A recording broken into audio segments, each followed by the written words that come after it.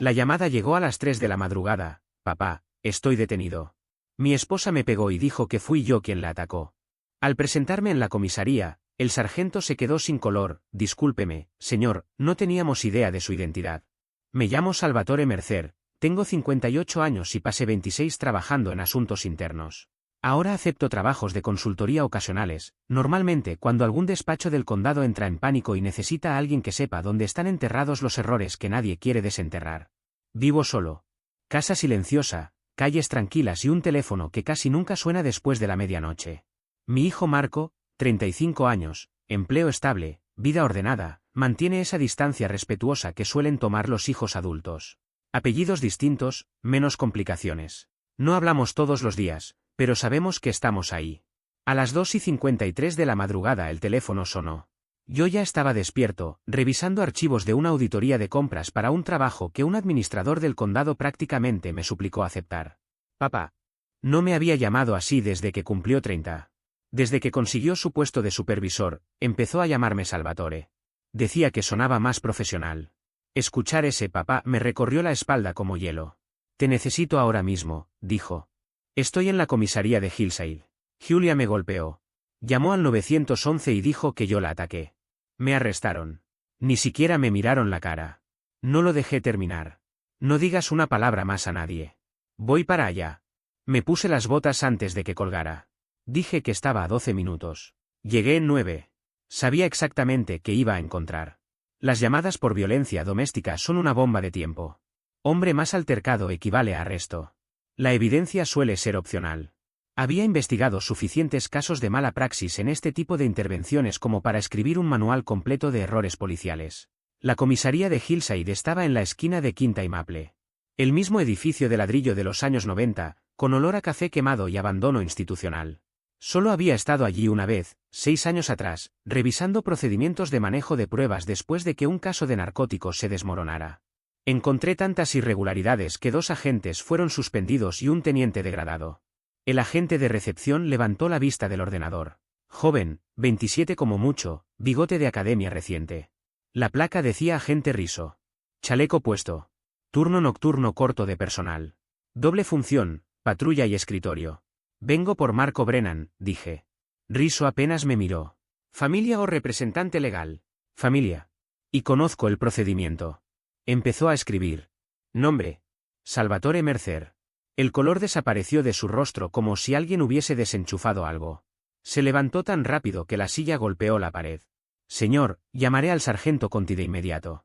Prácticamente salió corriendo por el pasillo. Me quedé allí, maletín en mano, observándolo desaparecer. Que reconocieran mi nombre no era raro, pero esa reacción era excesiva incluso para alguien que sabía quién era yo. La sargento Conti apareció en menos de 20 segundos. Mujer corpulenta, mediados de los 50, cabello gris recogido con severidad. La reconocí al instante. El escándalo del distrito de Westbrook. Ella era supervisora cuando destapé a 8 agentes que cobraban protección a comercios locales. 2 terminaron en prisión, 5 despedidos. El departamento tardó años en recuperarse. Me miró como si hubiera tragado vidrio. Señor Mercer, no sabía que Marco era su hijo. Los apellidos distintos ayudan a mantener todo limpio. Sígame, dijo. El área de retención era igual a cualquier otra que haya auditado, luces fluorescentes zumbando, un tono amarillo enfermizo sobre todo. Marco estaba sentado en una sala de entrevistas, sosteniendo un vaso de telgopor.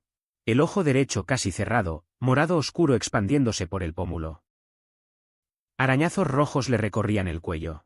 Al verme, alivio. Luego vergüenza. No hice nada. Lo sé. Empieza desde el principio. La historia salió en fragmentos. Julia llevaba meses volátil. Pasó de acusaciones a lanzar objetos. Esa noche construyó toda una fantasía sobre una supuesta aventura con una compañera de trabajo llamada Lucía. No existía tal aventura. Lucía tenía 63 años, llevaba 20 casada con otra mujer y trataba a Marco como a un sobrino. Agarró una lámpara y me la lanzó a la cabeza, dijo. Le sujeté la muñeca. Empezó a gritar y a golpearme con la otra mano. Solo intenté mantenerla alejada. Las manos le temblaban. Luego, de repente, Julia se calmó, fue al dormitorio y llamó al 911. Le pregunté qué había dicho exactamente. Que él la atacó. Que tenía miedo. Que llevaba semanas escalando el conflicto. Cuando llegaron los agentes, continué, ¿qué dijiste? Que ella me atacó primero. Que yo no la golpeé. Ni siquiera fotografiaron mis heridas. Solo le preguntaron a ella si se sentía segura. Dijo que no, y me arrestaron. Tomé nota mental. ¿Los separaron para entrevistas? No. Al principio hablaron con los dos en la misma habitación. La sargento Conti golpeó el marco de la puerta. Señor Mercer, ¿podemos hablar en privado? En el pasillo, su postura había cambiado. Ya no era preocupación, era defensa. La esposa de su hijo afirma que él la sujetó con agresividad cuando lo confrontó por una supuesta infidelidad. Dice que la empujó contra la pared y la amenazó. Presenta hematomas en ambas muñecas y en el brazo. Mi hijo tiene un ojo morado, contusiones faciales y heridas defensivas en el cuello que parecen intentos de arañarle los ojos, respondí sin elevar la voz. ¿Alguien documentó eso antes de traerlo aquí? El agente Riso tomó la decisión basándose en la llamada inicial y el testimonio de la señora Brennan. Dejé que el silencio hiciera su trabajo. Entonces arrestaron a alguien sin documentar todas las lesiones, sin separar a las partes y sin considerar que quien llamó al 911 podía estar mintiendo. Su mandíbula se tensó. ¿Qué quiere exactamente? Que liberen a mi hijo ahora mismo. Y quiero copias de toda la documentación, la grabación del 911, el material de las cámaras corporales de ambos agentes y ambas declaraciones completas. Pedí que se tomaran fotografías de inmediato de las lesiones de Marco, con marcas horarias claras y documentación formal de cadena de custodia.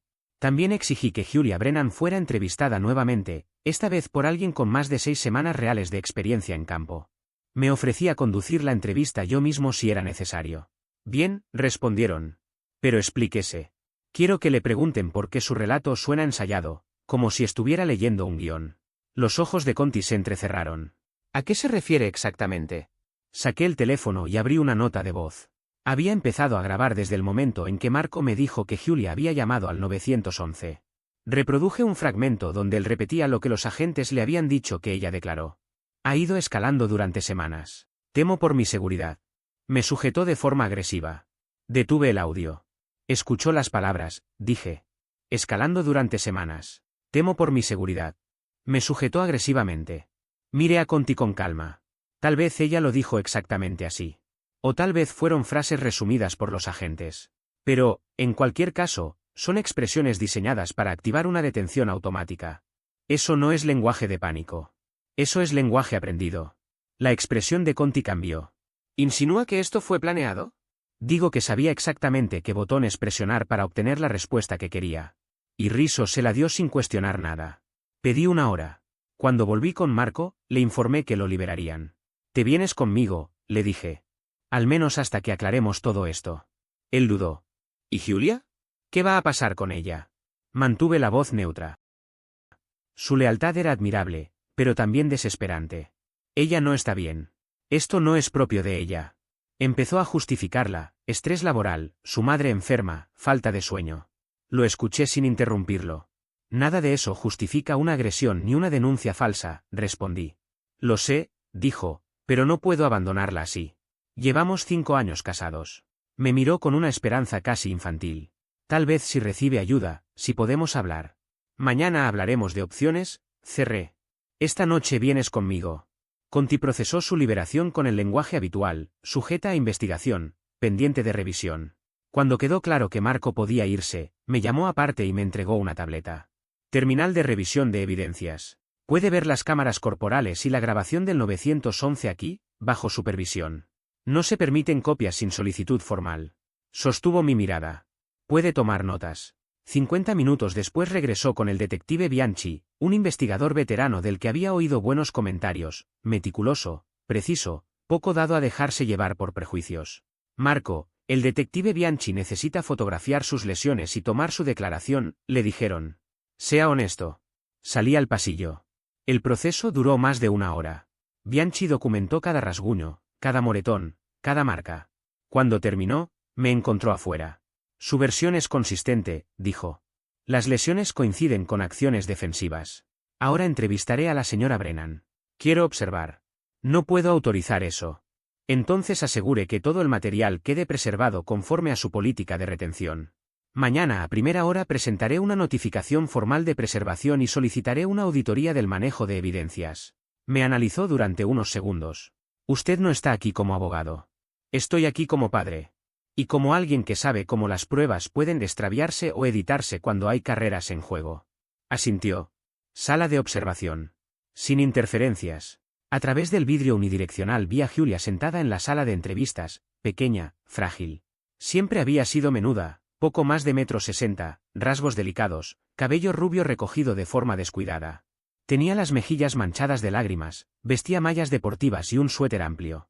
Era, sin exagerar, la imagen perfecta de una víctima de violencia doméstica. Bianchi se sentó frente a ella. Señora Brennan, cuénteme qué ocurrió esta noche. La voz de Julia era suave, controlada. Llegué a casa alrededor de las 6:45. Marco ya estaba allí, lo cual fue extraño. Últimamente siempre llega tarde. Se retorció las manos. Los moretones en sus muñecas eran visibles. Le pregunté por su día. Estaba distante. Cuando insistí, se puso a la defensiva. ¿Qué dijo exactamente? Preguntó Bianchi. Que yo era paranoica. Que siempre asumía lo peor de él. Sus ojos se llenaron de lágrimas. Le dije que había visto mensajes en su teléfono con Lucía, del trabajo. Bromas internas, quedarse hasta tarde juntos. Me pareció inapropiado. Hizo una pausa precisa. Se rió de mí. Dijo que era ridícula y patética. Esa palabra no encajaba. Marco evitaba el lenguaje confrontativo como si le quemara. ¿Qué ocurrió después? Continuó Bianchi. Me alteré. Lo admito. Alcé la voz. Le dije que no era tonta, que sabía lo que estaba pasando. Se secó las lágrimas. Entonces me sujetó de las muñecas y me empujó contra la pared. Me dijo que me callara o lo lamentaría. Intenté soltarme, pero no me dejaba. Entré en pánico y empecé a golpearlo para escapar. ¿Y entonces? Me soltó. Corrí a llamar al 911. Bianchi se recostó ligeramente. Su esposo presenta lesiones importantes, ojo morado, hematomas en el rostro, arañazos en el cuello. ¿Puede explicarlos? Como dije, estaba luchando por liberarme. Debí haberlo arañado al intentar quitármelo de encima. Su voz ganó firmeza. ¿Qué se suponía que debía hacer? ¿Dejar que me lastimara más? El golpe en el ojo ocurrió durante el forcejeo. No quise hacerlo con tanta fuerza, pero estaba aterrada. Miró fijamente al detective. Detective, mi esposo mide más de 1,80 m y entrena con regularidad. Yo apenas llego al 1,60 m.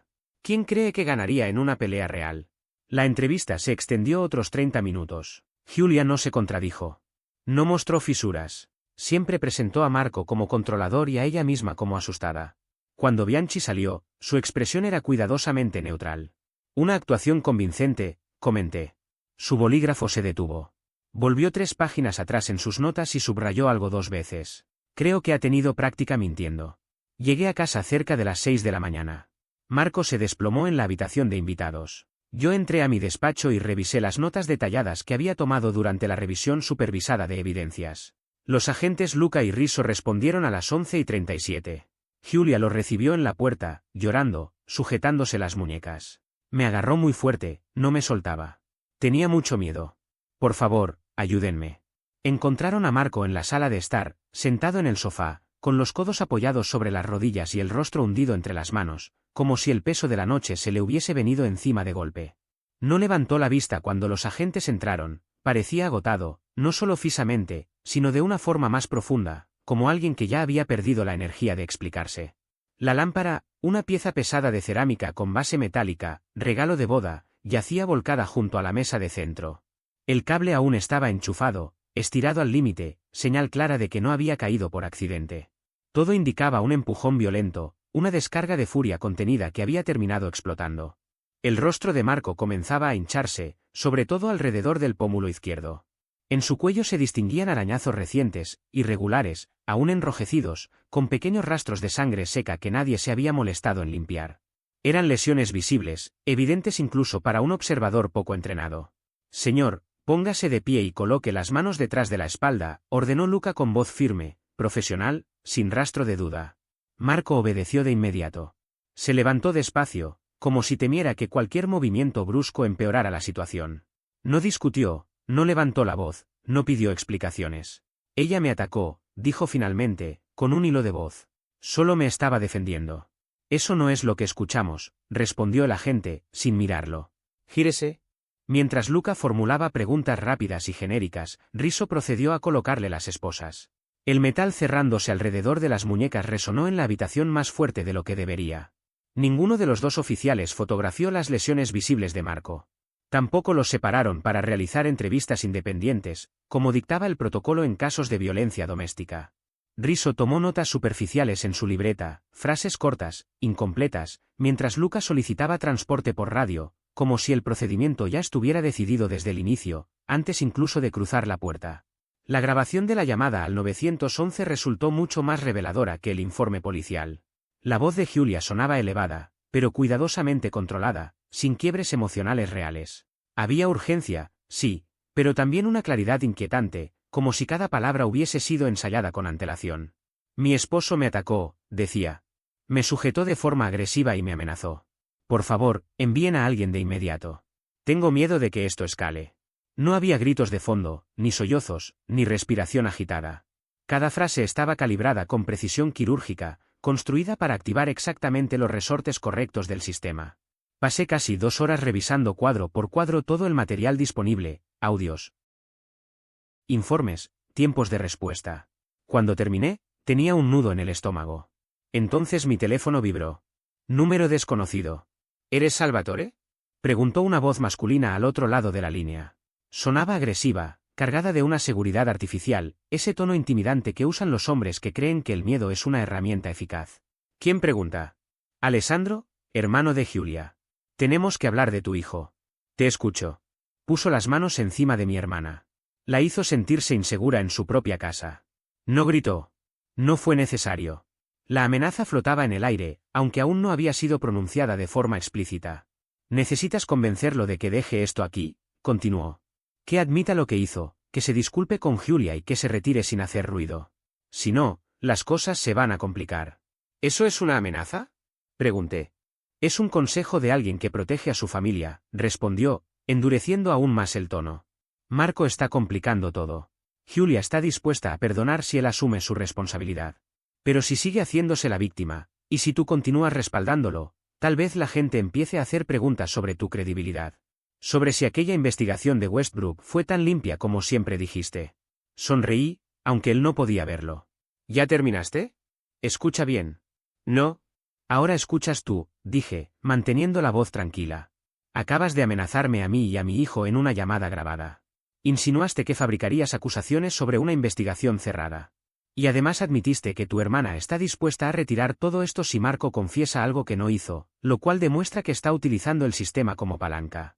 El silencio al otro lado fue inmediato, denso, casi tangible. Y profundamente satisfactorio. Si vuelves a contactar conmigo, con mi hijo o con cualquier persona vinculada a este caso, lo documentaré como intimidación a testigos. ¿Quedó claro? Alessandro colgó sin despedirse. Guardé la grabación de inmediato y envié copias a 3 cuentas distintas en la nube. Luego se la remití a la detective Bianchi, junto con una explicación breve y cronológica. Me devolvió la llamada menos de 10 minutos después.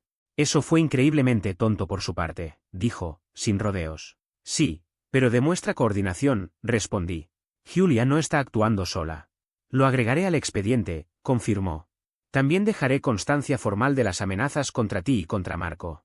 Si ese sujeto vuelve a contactar a cualquiera, se le imputarán cargos. Colgué e intenté dormir. Fracasé. La cabeza no se apaga cuando sabes que alguien está moviendo piezas en la oscuridad. Cerca de las 7 de la mañana, el teléfono volvió a sonar.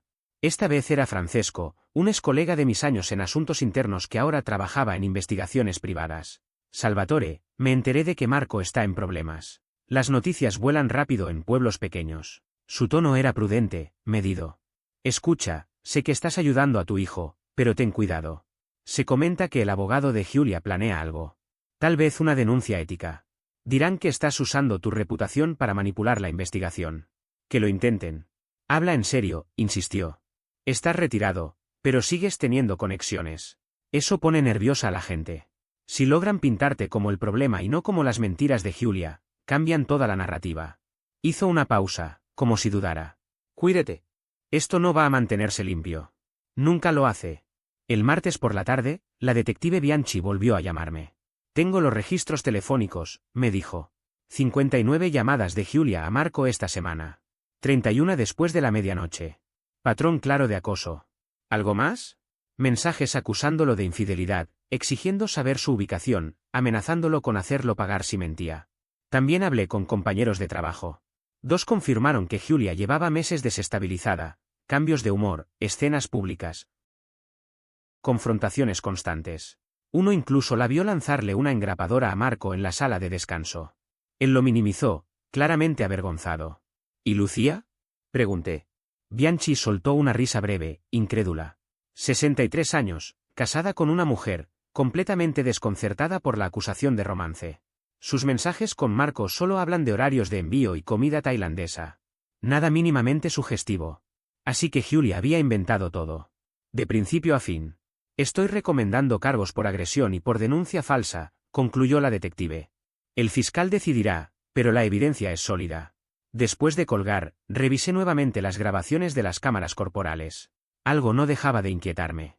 No era una sensación vaga, era una discordancia concreta. Los agentes Luca y Rizzo llegaron a las 11:37. Pasaron 2 minutos en la puerta con Julia.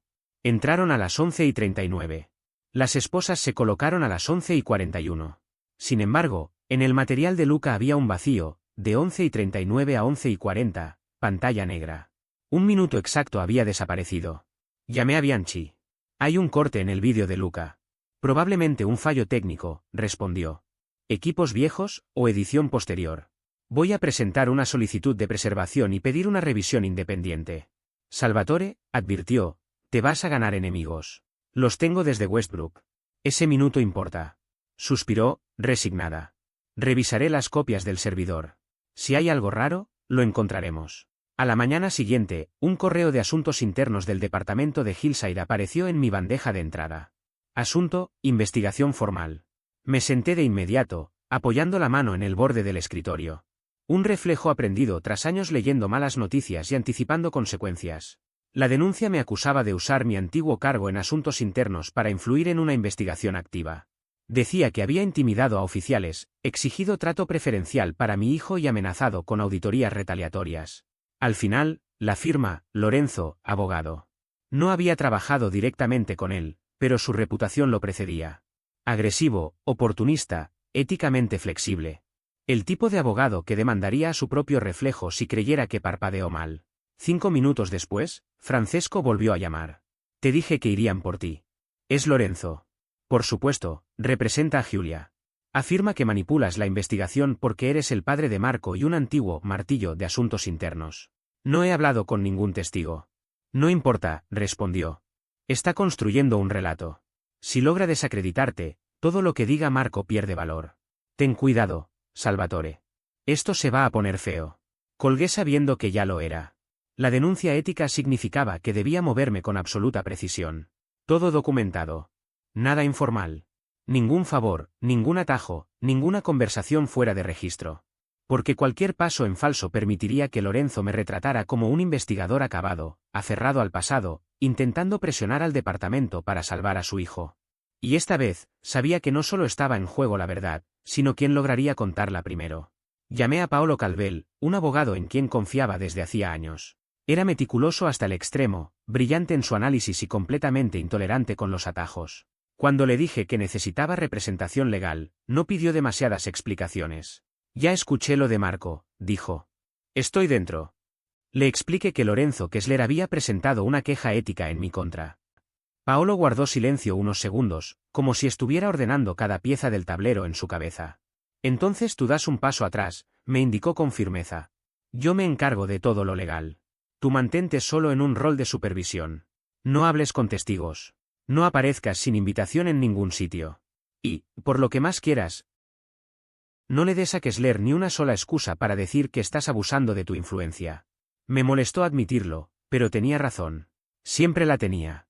Lo sé, respondí. Envíame todo lo que tengas. Hazlo ahora. Voy a responder ante asuntos internos y anticiparnos a cualquier movimiento suyo. Los días siguientes se arrastraron como una condena. Marco ocupaba la habitación de invitados de mi casa, atrapado en un vaivén constante entre culpa, rabia y agotamiento absoluto. Y por encima de todo eso flotaba la maldita queja ética, como una nube cargada que amenazaba con estallar en cualquier momento. El jueves, Bianchi volvió a llamarme.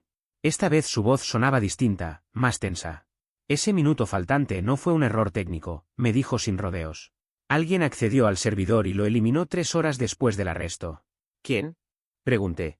No lo sabemos. Usaron un acceso administrativo, un usuario genérico. Cualquiera con credenciales suficientes pudo hacerlo. Se notaba frustrada. Esa persona sabía exactamente lo que estaba haciendo. Había borrado el rastro con cuidado. ¿Hay alguna forma de recuperarlo? Pregunté. Estamos intentando. Pero si alguien se tomó el trabajo de borrar justo ese fragmento, es porque lo que mostraba no convenía a alguien de adentro.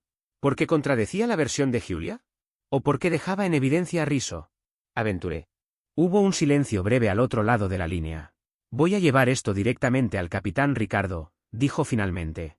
Ricardo era de la vieja escuela. 28 años de servicio, fama de no tolerar ninguna forma de corrupción interna. Si había manipulación de pruebas bajo su jurisdicción, alguien iba a pagar el precio. Perfecto, respondí. Asegúrate de que entienda que esto es alteración de evidencia en un caso activo. Eso es un delito grave. Lo entiende perfectamente. El viernes por la mañana, mi teléfono sonó. Era el propio capitán Ricardo. Señor Mercer, preséntese en mi oficina en 1 hora. Cuando un hombre como él te cita, cancelas todo. Su despacho era sobrio, reconocimientos enmarcados, fotos familiares, un escritorio impecable. Me indicó que tomara asiento. La detective Bianchi me informó que usted detectó una posible manipulación de pruebas, dijo, y que, a pesar de la queja ética en su contra, se mantuvo dentro de los límites. Conozco las reglas, respondí. No estoy buscando crear conflictos. Asintió y se inclinó hacia adelante. Revisé personalmente la eliminación del archivo. Alguien accedió al servidor usando credenciales de un supervisor que estaba fuera de servicio. El ingreso se hizo desde una dirección IP vinculada a una cafetería a varios kilómetros de aquí. Entonces alguien robó credenciales y borró evidencia de forma remota, dije. Exactamente. Esto no fue un acto impulsivo. Fue una operación calculada. Ya abrí una investigación interna completa. Quien haya hecho esto enfrentará cargos penales. Agradecí su transparencia, pero necesitaba respuestas. Capitán, necesito saber qué contenía ese minuto. Ricardo abrió en su computadora un fragmento recuperado. No era el vídeo completo, apenas restos dañados, pero el audio se escuchaba con claridad. En las imágenes se veía a Rizzo en la puerta hablando con Julia, mientras Luca entraba al lugar. Me sujetó con mucha fuerza, tengo miedo, decía Julia. ¿Te golpeó? Preguntaba Rizzo. No exactamente, pero fue agresivo. Me amenazó. ¿Qué te dijo exactamente? Hubo una pausa larga, casi incómoda. 4 segundos de silencio absoluto. Luego la voz de Julia cambió, insegura, como si buscara palabras que no tenía preparadas. Dijo que me arrepentiría de hacer acusaciones. Eso es una amenaza, concluyó Rizzo. Nos encargaremos de esto. El clip se cortó. El capitán cerró el archivo. Esa pausa lo dice todo, afirmó. Estaba improvisando. Rizzo le dio el lenguaje que necesitaba para justificar el arresto. Alguien eliminó ese minuto porque demostraba que hubo inducción. Y eso invalida todo el procedimiento, dije. Así es. Además, significa que el arresto de su hijo se basó en una declaración fabricada. La fiscalía retiró todos los cargos esta mañana. Ahora evalúan imputar a Julia. Me puse de pie. Gracias, capitán. No me agradezca aún, respondió. Esto no va de favores, sino de integridad. Y lamento que su hijo haya quedado atrapado en medio de esto. Nos dimos la mano. Al salir de esa oficina, tenía una certeza clara, la verdadera batalla recién comenzaba. El sábado por la mañana, Paolo me llamó. Tenemos un problema. ¿Qué pasó ahora? Testigos clave están retrocediendo. Elena Kemp, la compañera de trabajo que vio a Julia lanzar la engrapadora, ya no quiere declarar. ¿Por qué? No lo dijo, pero alguien la presionó. Sin su testimonio el patrón sigue existiendo, pero es más débil. ¿Podemos obligarla legalmente? Podemos intentarlo, pero si está asustada, podría retractarse en el estrado. Corté la llamada y marqué el número de Francesco. Necesito que investigues con extrema discreción. ¿Qué tan discreción? Preguntó tras una pausa. Solo antecedentes. A quién vio, con quién habló, cualquier cosa fuera de lo normal. Nada de contacto directo. Suspiró. Sabes que esto puede explotar. Lo sé. Hazlo igual. 6 horas después, Francesco devolvió la llamada. Alessandro Brennan estuvo en casa de Elena el jueves por la noche. Los vecinos lo vieron. Permaneció allí unos 20 minutos. Cuando se fue, ella estaba visiblemente alterada. ¿La amenazó? No podemos probarlo. No hay grabaciones ni testigos directos. Pero todo huele a intimidación. Y si Salvatore sigue empujando esto, la situación puede escalar. Alessandro no parece alguien que se retire en silencio. Entonces nos aseguramos de que enfrente las consecuencias, respondí. El lunes, Paolo presentó una moción solicitando que Elena Kemp fuera interrogada bajo juramento sobre cualquier contacto con personas vinculadas al caso, citando explícitamente la posibilidad de manipulación de testigos. Lorenzo Kessler reaccionó como era de esperarse: acusaciones de acoso, pedidos de sanciones. La jueza María, una exfiscal conocida por su dureza frente a la intimidación de testigos, nos convocó a todos a su despacho. Paolo y yo nos sentamos a un lado. Kessler y Giulia al otro. Alessandro no estaba presente, pero su influencia se sentía en el ambiente. La jueza María clavó la mirada en Kessler, una de esas miradas que hacen sudar a cualquiera. Señor Kessler, he revisado las mociones, dijo. ¿Puede decirle a esta corte si alguien asociado con la señora Brennan tuvo contacto con la señorita Kemp? No que yo sepa, su señoría. Su conocimiento no es suficiente, respondió ella con frialdad. Y en ese instante supe que, por primera vez desde que todo empezó, el tablero comenzaba a inclinarse de nuestro lado. La jueza giró la cabeza lentamente hacia Giulia. No fue un movimiento brusco ni teatral, sino calculado, como todo en ella. Su expresión era neutra, pero el tono con el que habló no dejaba espacio para ambigüedades. Señora Brennan, dijo, necesito una respuesta clara. Usted, o alguien actuando en su nombre, ha contactado, presionado, amenazado o intimidado de cualquier forma a algún testigo relacionado con este caso. Giulia enderezó la espalda. Sus manos, entrelazadas sobre la mesa, temblaron apenas un segundo antes de quedarse rígidas. Cuando respondió, su voz salió frágil, más baja de lo que había usado hasta ese momento. No, su señoría. La jueza no reaccionó. No asintió ni frunció el ceño. Simplemente continuó. ¿Y su hermano, Alessandro Brennan? Ese fue el momento en que Giulia vaciló. No fue una pausa larga. Apenas un segundo. Pero en una sala judicial, un segundo es una eternidad. Paolo lo notó. Yo también. Y la jueza, sin duda, lo notó antes que nadie. Mi hermano es protector, respondió finalmente. A veces exagera, pero no haría algo así. La jueza levantó una mano, cortando la respuesta con precisión quirúrgica. No le pregunté cómo describiría usted a su hermano. Le pregunté si él ha contactado a algún testigo. El silencio se volvió pesado. Giulia tragó saliva. Miró un punto indeterminado frente a ella, como si buscara una salida que no existía. No sé lo que él haga en su tiempo personal, dijo al fin. La expresión de la jueza María Walsh se endureció. Ya no había neutralidad. Había advertencia. Escuche con atención, señora Brennan. Si este tribunal encuentra evidencia de manipulación o intimidación de testigos, no solo negaré su solicitud de orden de restricción, sino que remitiré el expediente para la evaluación de cargos penales adicionales. ¿Quedó claro? Giulia asintió, apenas. Sí, su señoría, murmuró. La jueza entonces giró la cabeza hacia Paolo. Moción concedida. La señorita Elena Kemp será sometida a declaración jurada acelerada. Si se niega a declarar o proporciona información falsa, enfrentará cargos por desacato al tribunal. Gracias, su señoría, respondió Paolo con tono firme. La declaración se programó y se realizó ese mismo miércoles. Elena Kemp pareció visiblemente alterada. No era una actuación convincente ni exagerada. Era el nerviosismo real de alguien que no estaba acostumbrada a estar bajo juramento. Sus manos temblaban, su mirada evitaba la cámara y su respiración era irregular, como si tuviera que recordarse a sí misma que debía inhalar. Señora Kemp, comenzó Paolo, ¿alguien se ha puesto en contacto con usted en relación con su testimonio? Elena dudó apenas un instante. Sí. ¿Quién? Alessandro Brennan. Paolo no reaccionó. Simplemente continuó. ¿Cuándo ocurrió ese contacto? El jueves por la noche. Fue a mi casa. ¿Fue invitado? No. ¿Qué le dijo? Elena bajó la voz. No por dramatismo, sino por miedo. Me dijo que pensara bien lo que iba a hacer. Que testificar sería un error. Que la gente que acusa a su familia suele arrepentirse. ¿La amenazó de forma directa? No con palabras explícitas, respondió. Pero el mensaje fue claro. ¿Reportó este hecho a la policía? No, admitió. Tenía miedo. ¿Aún lo tiene? Elena se enderezó ligeramente en la silla. Sí. Pero tengo más miedo de mentir bajo juramento. Hizo una pausa antes de continuar. Todo lo que le dije al detective Bianchi es verdad. Giulia lanzó la engrapadora. No fue un accidente. Quería herir a Marco. La transcripción fue enviada de inmediato al tribunal, a la fiscalía y al capitán Ricardo. No hubo dilaciones ni maniobras intermedias. Esa misma tarde, Kessler presentó una moción de emergencia para suprimir el testimonio, alegando coerción emocional. María Walsh la rechazó en menos de 2 horas. Esa noche, el timbre de mi casa sonó. No abrí de inmediato. Miré por la mirilla. Alessandro Brennan estaba solo. Manos visibles. Hombros tensos. La postura de alguien que cree que todavía tiene margen de maniobra. Abrí apenas la puerta, manteniendo la reja cerrada. Estás invadiendo propiedad privada, le dije. Ver. Tenemos que hablar. De hombre a hombre.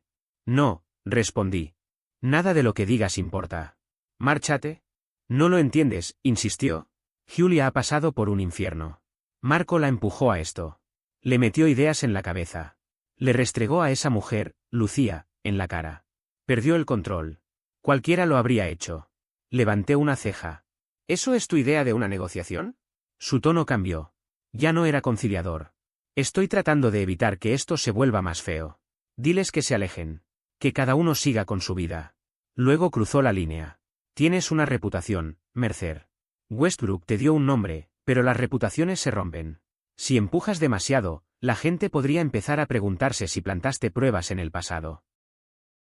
Si tal vez esos oficiales decían la verdad sobre ti. Le mostré el teléfono. La luz roja grabando era inconfundible. Acabas de admitir que Julia atacó a Marco, dije.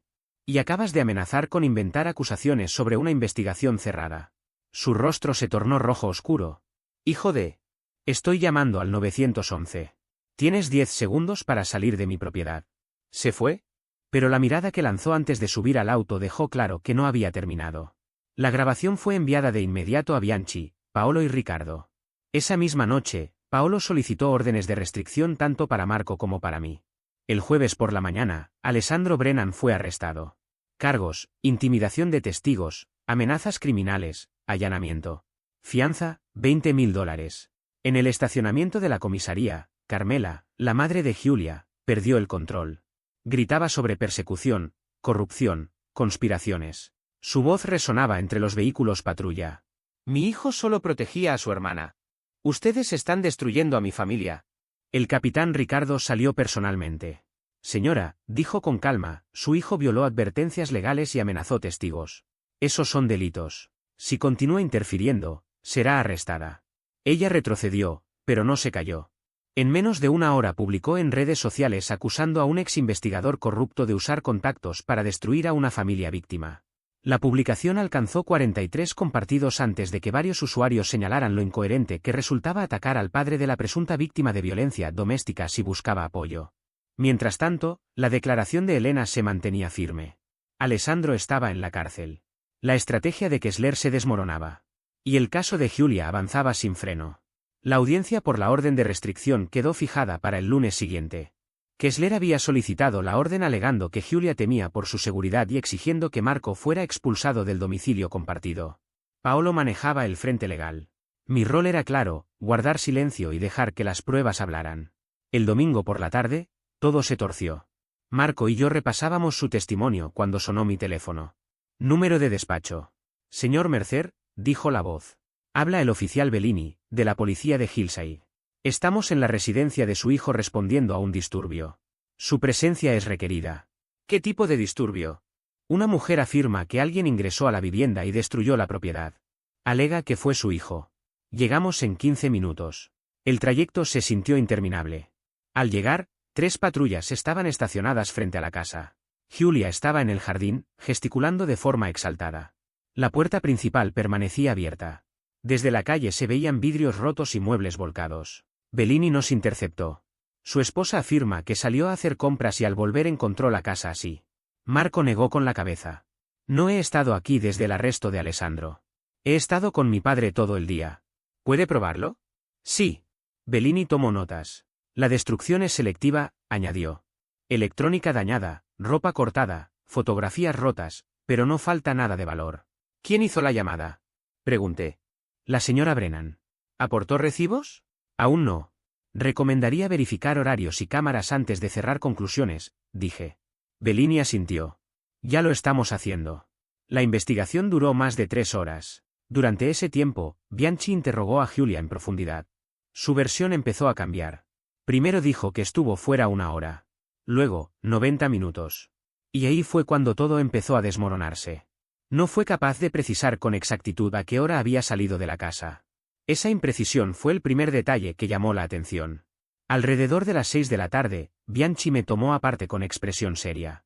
El vecino de enfrente tiene una cámara de seguridad, me dijo. Ya revisamos las grabaciones. Según el registro, Julia había salido de la vivienda a las 2:15 de la tarde. Las bolsas del supermercado ya estaban en el coche, como si hubiera hecho las compras antes. Regresó a las 3:30, entró a la casa y permaneció dentro exactamente 45 minutos. Luego volvió a salir y fue entonces cuando llamó al número de emergencias. El patrón era evidente. Durante esos 45 minutos, nadie más había estado en la casa. El daño interior ocurrió en ese lapso. Después, Julia aseguró que Marco había sido el responsable. Así que ella misma destrozó la casa y luego lo acusó a él, resumí. Bianchi asintió con gravedad. Eso es lo que indican las pruebas. En el contenedor de basura encontramos un recibo del supermercado fechado el día anterior. Julia había comprado los alimentos el día previo, los dejó en el coche durante la noche y los utilizó como coartada para aparentar que había salido ese mismo día a hacer compras. Esto fue premeditado, dijo Bianchi negando con la cabeza. Quería dejar constancia documental de que Marco era violento y destructivo. ¿Podemos probarlo?, pregunté. De forma circunstancial, sí. La prueba directa es más compleja, pero al sumar esto al historial de denuncias falsas, el cuadro es contundente. Julia fue interrogada durante otra hora completa. Cuando Bianchi terminó, su fachada había desaparecido por completo. Pasó de las lágrimas a la ira, de la indignación a la victimización, cambiando de emoción como si probara cuál le funcionaba mejor. Después, Bianchi se acercó a Marco y a mí. Voy a recomendar cargos adicionales contra la señora Brennan por presentar otra denuncia falsa, informó, y posiblemente fraude al seguro si intenta reclamar los daños en su póliza. ¿Y la audiencia por la orden de restricción?, preguntó Marco. Mi informe irá directamente al tribunal. La jueza María verá con claridad lo que ocurrió aquí. Salimos del edificio cerca de las 8 de la noche. Durante el trayecto, Marco permaneció en silencio, con la mirada fija al frente. No va a detenerse, ¿verdad?, dijo al fin, con la voz cansada, plana. Va a seguir escalando esto hasta que algo se rompa. Personas como Julia no se detienen cuando están perdiendo, respondí. Redoblan la apuesta. Pero también están cometiendo errores. La desesperación vuelve descuidados a quienes antes eran meticulosos. ¿Y si hace algo peor? Entonces lo documentamos y nos aseguramos de que enfrente las consecuencias. La audiencia del lunes por la mañana fue puro espectáculo. El abogado Lorenzo Kessler intentó presentar a Julia como una víctima aterrorizada atrapada en un matrimonio abusivo. Pero Paolo desmontó cada afirmación con precisión quirúrgica. Presentó los registros telefónicos que mostraban el patrón obsesivo de llamadas de Julia, declaraciones de compañeros de trabajo sobre su conducta errática, la deposición de Elena Kemp sobre el incidente del engrapador, el informe del detective Bianchi sobre la destrucción escenificada de la vivienda y, finalmente, el material de la cámara corporal recuperado, donde se veía claramente a Rizzo guiando a Julia sobre qué debía declarar. Kessler luchó con todo lo que tenía, pero la montaña de pruebas era imposible de ignorar. La jueza María revisó el expediente con una frialdad que hacía temblar a cualquier abogado. Cuando levantó la vista, su expresión era de piedra. Señora Brennan, dijo, he revisado toda la evidencia y los testimonios. Su solicitud carece por completo de credibilidad. El patrón documentado demuestra que usted fue la agresora, que presentó denuncias falsas y que intentó manipular el sistema judicial para castigar a su esposo por agravios imaginarios. Hizo una pausa breve antes de continuar. No solo deniego su solicitud de orden de restricción. Emito una orden de restricción en su contra a favor de Marco Brennan. No podrá contactarlo bajo ninguna circunstancia. Tiene prohibido acercarse a su lugar de trabajo y deberá abandonar la residencia compartida en un plazo máximo de 72 horas. Julia se levantó de golpe. Esto es una locura. Está mintiendo. Su padre está manipulando todo. Siéntese, señora Brennan, ordenó la jueza, o la declararé en desacato. Julia obedeció, temblando. Además, continuó la jueza, remito todo este expediente a la Fiscalía con recomendación de procesamiento por múltiples cargos, denuncias falsas, perjurio y conspiración para manipulación de pruebas. Ha desperdiciado recursos públicos y ha intentado destruir la vida de una persona inocente. Eso tendrá consecuencias. La sesión quedó levantada. Kessler salió del tribunal sin dirigirle la palabra a Julia. Ella permaneció sola, sentada frente a la mesa, mirando al vacío. Marco y yo salimos por la puerta lateral. Ya en el exterior, se detuvo y respiró profundamente por primera vez en semanas. Esa noche, Paolo me llamó. El nuevo abogado de Julia quiere reunirse. ¿Para qué? Una defensora pública llamada Davide Guite dice tener información sobre quién eliminó las grabaciones de la cámara corporal, a cambio de consideración en la sentencia. ¿Qué tipo de información?, Mensajes de texto entre Alessandro y Riso. Pruebas de coordinación directa. Está dispuesta a testificar contra ambos si la fiscalía reduce su condena. La reunión tuvo lugar 2 días después en la oficina de Paolo. Davide Guite presentó mensajes documentados que mostraban a Alessandro contactando a Riso tras su arresto, pidiéndole que resolviera el problema de la cámara corporal. Riso había usado credenciales robadas de un supervisor desde una cafetería para simular un acceso externo. Esperaba recibir $5.000 en efectivo. El pago nunca llegó. Alessandro lo dejó de lado después de aceptar su acuerdo judicial. La fiscalía actuó con rapidez. Riso fue arrestado en menos de 48 horas. La queja ética en mi contra fue retirada cuando el capitán Ricardo presentó un informe de exoneración detallado. Giulia recibió 18 meses de cárcel y 5 años de libertad condicional a cambio de su testimonio. El juez fue implacable al dictar sentencia. Usted utilizó el sistema legal como un arma contra una persona inocente. Manipuló a las fuerzas del orden, mintió bajo juramento y no mostró ningún remordimiento. Solo evita una condena mayor porque su cooperación expuso corrupción interna. Eso no la absuelve. Riso fue condenado a 3 años de prisión estatal por manipulación de pruebas y obstrucción de la justicia. Alessandro violó su libertad condicional 8 meses después al crear una cuenta falsa en redes sociales para contactar a Marco. Regresó a prisión por 1 año más. Pasado medio año desde que el último expediente se cerró, coincidí con Marco una mañana cualquiera, en un local discreto no muy lejos de donde ahora vivía. No era un sitio especial, pero a él le gustaba porque nadie lo conocía allí y porque el café era fuerte, sin pretensiones. Había hecho cambios importantes. Vendió la antigua casa sin mirar atrás, se mudó a un lugar más pequeño, funcional, a pocos minutos de su trabajo. También había retomado una vida que durante mucho tiempo estuvo en pausa. Estaba conociendo a Francesca, una profesora tranquila, sin dramas ni sombras detrás. Lo noté apenas se sentó. Ya no llevaba los hombros tensos ni esa mirada de alerta constante. Su voz era más firme, más clara. Por primera vez en mucho tiempo, me dijo, siento que no estoy reaccionando, sino avanzando. Asentí. No necesitaba decirle que se le notaba. Él mismo lo sabía. Hablamos de cosas simples. Trabajo, planes, decisiones pequeñas que antes parecían imposibles. En un momento hizo una pausa, removió el café y levantó la vista. Si no hubieras estado esa noche, comenzó, pero se detuvo. Mejor dicho, si no hubiera aprendido que defenderse también es una forma de sobrevivir, esto habría terminado muy distinto. Aprendiste a tiempo, respondí. Eso es lo que importa. Pagamos la cuenta y salimos. El día estaba frío, pero despejado. Marco se fue caminando, sin prisa, como alguien que ya no siente que el pasado lo persigue. Yo regresé a casa y abrí un nuevo archivo. Otro departamento, otra investigación, otra historia que empezaba a mostrar grietas en lugares donde no deberían existir. El trabajo nunca se detiene, solo cambia de escenario. A veces, en la quietud de la madrugada, recuerdo llamadas antiguas, voces cargadas de miedo buscando una salida que no sabían nombrar. Personas que sabían que algo estaba mal, pero no cómo probarlo. No siempre hay alguien que conteste del otro lado con las respuestas correctas. Por eso sigo haciendo lo que hago. Porque cuando el sistema se usa como arma, alguien tiene que saber cómo desarmarlo.